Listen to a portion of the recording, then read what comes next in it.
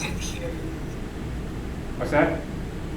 I can hear you for the past 10 seconds, I think. You can hear me now? Yeah. Okay. I am recording. So this one we're looking at is a secondary alcohol. And we're oxidizing with aqueous acid and potassium dichromate. So it's a chromium 6 oxidation. It's going to convert that secondary alcohol into the corresponding ketone by taking away the two hydrogens. Here we're looking at an alkyne. It's a terminal alkyne. And we're adding the oxygen to the less substituted in, which is an anti-Markovnic composition. So that's the hydroboration reaction, where we use either dicyclohexylborane, and usually in a solvent like THF or ether. And then in the second step, we oxidize it up with base and hydrogen peroxide. Instead of using the dicyclohexylborane, you could have used 9-DDN if you prefer. And remember that 9-DDN looks like this. Got a boron at the bridge. And is sometimes abbreviated by drawing that bicyclic structure as kind of a parachute. So you can use either of these two hydroboration reagents. This is an ozonolysis. You'll recognize this one. It was one of the suggested problems. I think it was D in problem 26. So we're going to cleave this bond and put carbonyl groups on either side. So we're going to have a ketone. We have 3 CH2 groups here. And then we're going to have the aldehyde. The easy way to get to the product is to redraw it, erase the bond, and just stuff 2 oxygens in there. And once you've done that, you can then unfold it so that you're showing the chain with the traditional zigzag. So we get an aldehyde from this side where there was a hydrogen, and a ketone on the side where there wasn't.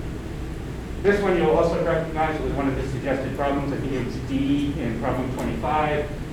Mercuric sulfate, sulfuric acid, and water. That's a Markovnic composition, but in this case it doesn't matter, because in this case we're looking at a internal double bond. Nothing wrong with that. Take a look at my quiz. I got that structure with Texas carbons on there. That's no good. Yeah, I left out. Figured that wrong.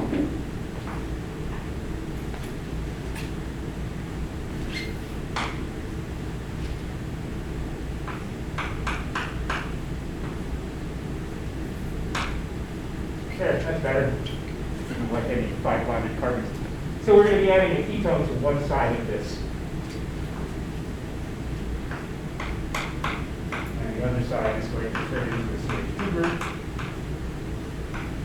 And since it's symmetrical, it really doesn't matter whether you use mercuric sulfate or whether you use hydroboration. Either way, you're going to get the same product. Here we're converting a hydrogen into an aldehyde on a benzene ring. That's the Gattermann-Koch reaction.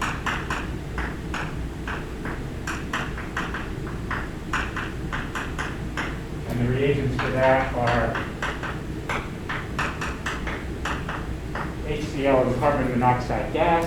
That's where this comes from, the hydrogen from the HCl and the CO from the carbon monoxide. And then the 2 catalysts are aluminum chloride and copper 1 chloride, or cuprous chloride. Benzaldehyde comes from benzyl alcohol.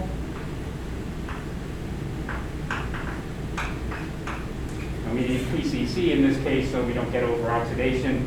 This benzyl alcohol could actually have been converted to the aldehyde using manganese dioxide instead. The common solvent for manganese dioxide is acetone. So It wasn't necessary to use PCs to oxidize that benzoic position, but PCC will oxidize that benzoic position. Here we're forming a new carbon-carbon bond on a benzene ring. This is a phenol trash reaction.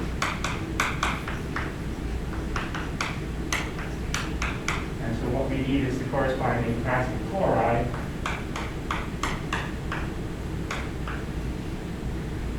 This one was also from the suggested problems. I think it was F in problem 25. And then we need AlCl3, and a common solvent for this is nitromethane. Works well for phenocrax conditions. This is an allylic alcohol. So the best choice for oxidizing the allylic alcohol to the corresponding ketone is that manganese dioxide, which will oxidize the allylic alcohol but not oxidize ordinary alcohols. That was from the suggested problems. I think it was the first one in problem 25. Here we have potassium dichromate and aqueous acid, and we're getting over-oxidation to a carboxylic acid.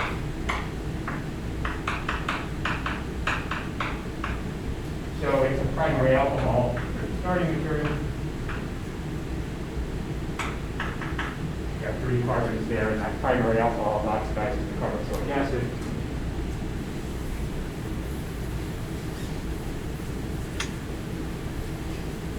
And then the last one, you'll notice on page 3, the products with carboxylic acids. So on the last one, we're looking at a benzene ring with alkyl groups on there. And we're treating that with basic potassium permanganate followed by an aqueous acid. And that is going to cleave both of these groups and convert them into carboxylic acids.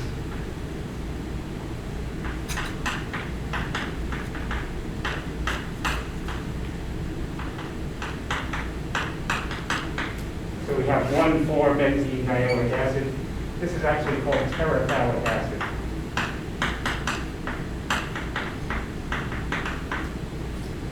The 2 carboxylic acids in the 1,4 positions. There are other, like orthophthalic acid, we have the 2 carboxylic acids here, but this one is fairly commonly used. And you may recognize it as PETE, which is the polymer, polyethylene terephthalate. Terephthalic acid is one of the monomers in PET, which is number 1 on the recycling code for the polymer protein. Are there any questions on the quiz? If you did the suggested problems, hopefully you recognize 4 out of those 10. And then the other ones came from the videos.